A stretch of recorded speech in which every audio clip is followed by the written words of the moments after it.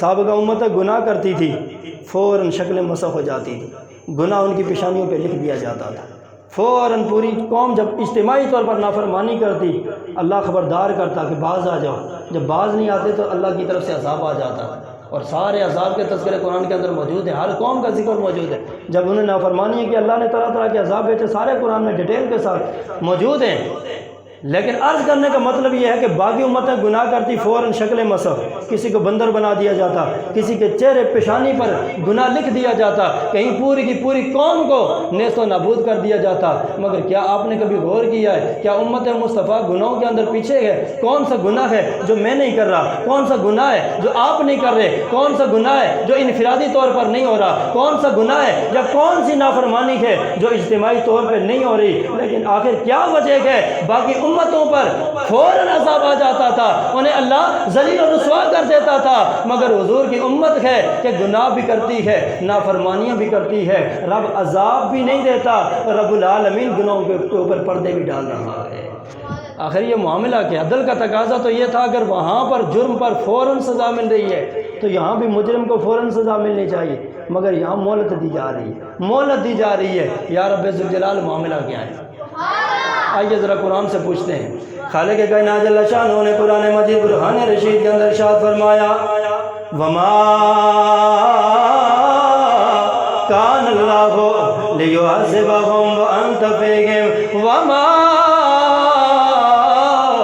کان اللہ معذبہم وہم یستغفرون۔ رب العالمین جل شانہ نے فرمایا، اے کائنات والو، اے میرے محبوب کی غلامی قدم بھرنے والو، میں جانتا ہوں تم گنہگار بھی ہو، بد کردار بھی ہو، تم میرے نافرمان بھی ہو، لیکن اے حضور کا کلمہ پڑھنے والو، جب تک میرا یار میرا حبیب تمہارے اندر موجود ہے، میں رب العالمین تمہارے اوپر عذاب نازل نہیں فرماؤں گا، تمہارے اوپر عذاب نازل نہیں فرماؤں گا۔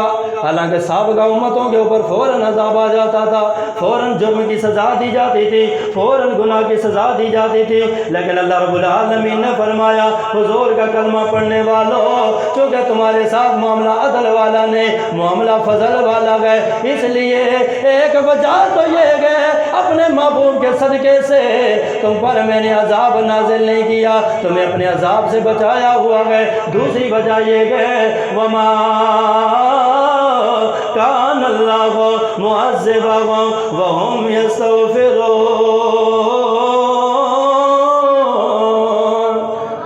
فرما سابقہ امتوں کے ساتھ معاملہ عدل والا ہوتا تھا، لیکن حضور کا کلمہ پڑھنے والوں، اللہ رب العالمین باوجود گناہوں کے، باوجود نافرمانیوں کے تمہیں مہلت دیتا ہے، مہلت دیتا ہے، مہلت دیتا ہے۔ شاید آج توبہ کر لے، شاید کل توبہ کر لے، شاید مہینے کے بعد توبہ کر لے، شاید سال کے بعد توبہ کر لے، شاید زندگی کی آخری سانس کے وقت توبہ کر لے۔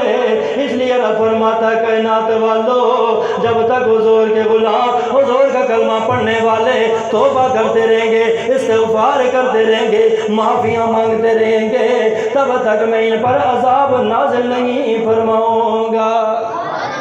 یہ معاملہ فضل کا، وہاں معاملہ تھا عدل کا، یہاں معاملہ ہے فضل کا۔